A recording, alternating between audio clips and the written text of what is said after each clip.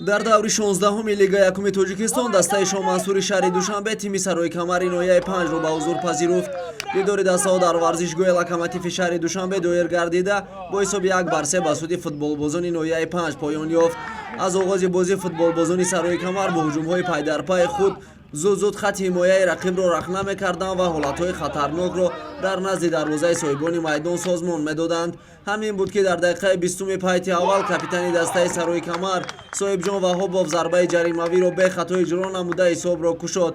бо гузораи 20 дақиқа соҳибҷон ваҳобов маротибаи дуюм ба задани гол даст ёфта ҳисобро 2-0 намуд.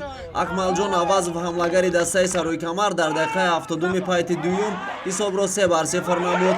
голи ягонаи футболбозони шаҳри душанберо оятулло нишонов ба самар расонид. ин пирӯзӣ барои дастаи сарои камари 5 дар лигаи якум шашумӣ ба ҳисоб меравад. айни замони ин тим бо касби 21 хол дар зинаи ҳафтуми ҷадвал мавқеъ гирифтааст. дастаи шоҳмансур бо 2 имтиёз дар зинаи охири ҷадвал қарор дорад. шоҳмансур бо эҳтимоли зиёд мавсими навро дар лигаи дуюм оғоз мекунад.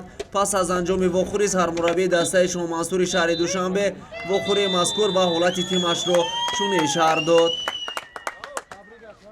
пеш аз ҳама бозингарои сарои камарро бо ғалаба табрик менамоям, бо бозии хуб. бозӣ ду хел гузашт. дар қисми якум тарафайн буд аз тарафи бозиҳои сарои камари 5. дуюм тайм 45 дақиқа тарафайн буд аз тарафи мо, ки ҳолатҳое ки буданд дар мо онро истифода мебурданд. натиҷаи бозӣ тамоман дигар мешуд.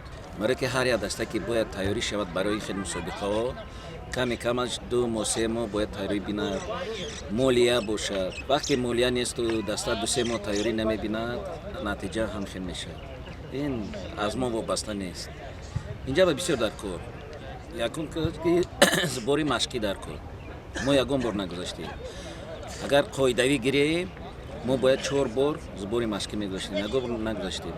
ҳамин як ҳафта пеш аз чемпионат сар шудан ҳам даста тез ҷамъ шуду бозиҳоро сар кардем.